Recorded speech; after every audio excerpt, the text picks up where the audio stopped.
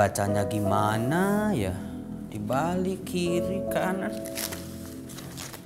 Udah mulai. Saudara-saudara yang terkasih, berjumpa lagi dengan saya Romo Yosef dalam edisi katekese singkat seputar ajaran sosial gereja. Dalam ajaran sosial gereja, gereja mengajak umat beriman seluruhnya dari tingkat kepausan, para uskup, umat beriman di paroki maupun di lingkungan untuk bersama-sama memperjuangkan martabat manusia, bahwa kita ini semuanya sejajar. Di tangan saya ini ada kitab suci yang mungkin belum pernah Anda lihat, yaitu kitab suci huruf Braille.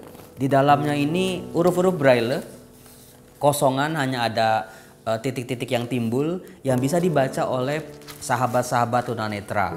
Sudah saatnya gereja menyediakan sarana dan prasarana bagi mereka yang mengalami disabilitas, supaya mereka juga bisa mengenal firman Tuhan, bisa membaca secara pribadi firman Tuhan melalui keterampilan-keterampilan mereka, melalui kelebihan-kelebihan yang Tuhan berikan kepada mereka. Bagi Anda yang mau atau membutuhkan kitab suci huruf Braille, silakan menghubungi saya, Romo Yosef, Ketua Komisi Kerasulan Kitab Suci Kuskupan Agung Jakarta. Mengapa gereja menyediakan sabda Tuhan dalam huruf Braille?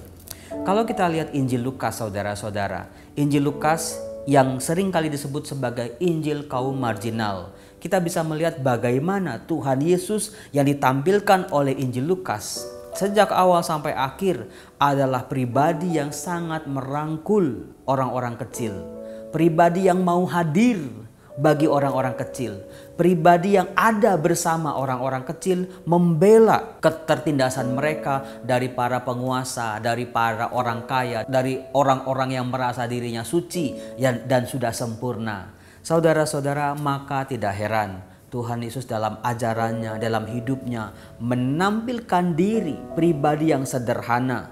Mulai dari lahir di kandang domba, dalam kesederhanaan, lahir dari keluarga Nazaret, lalu juga bagaimana dari kecil mengalami penindasan demi penindasan, sampai Yesus dewasa, memilih para murid bukan orang-orang hebat tetapi para nelayan dengan segala keterbatasan mereka. Yesus makan bersama orang-orang berdosa. Yesus hadir bersama orang-orang yang sering kali dianggap kotor oleh para karyawan-karyawan kecil yang gajinya tidak seberapa. Saudara-saudara, apakah Anda tahu bahwa masyarakat di zaman Yesus adalah masyarakat dengan keadaan yang sangat tertindas? Mereka sedang dijajah oleh kerajaan Romawi, tetapi mereka juga seringkali ditindas oleh orang-orang yang menganggap diri suci, para imam, orang-orang Farisi, ahli-ahli Taurat yang merasa diri sudah sempurna. Maka kehadiran Allah, inkarnasi Allah menjadi manusia dalam diri Yesus bukan hanya hadir untuk orang-orang miskin, tetapi Yesus sendiri hadir sebagai orang miskin, sebagai orang sederhana. Dari situ Yesus bisa merangkul semua orang-orang sebagai saudaranya. Apakah Anda ingat ketika Yesus makan bersama dengan orang-orang kaya? Yesus mengajak mereka untuk punya hati berbagi bagi orang miskin.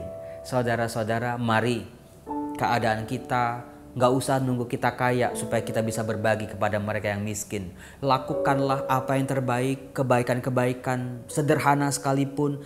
Kalau itu dilakukan dengan tulus, secara konsisten dan bersama-sama, pasti akan berbuah. Sampai jumpa di katekese singkat ajaran sosial gereja selanjutnya. Salam.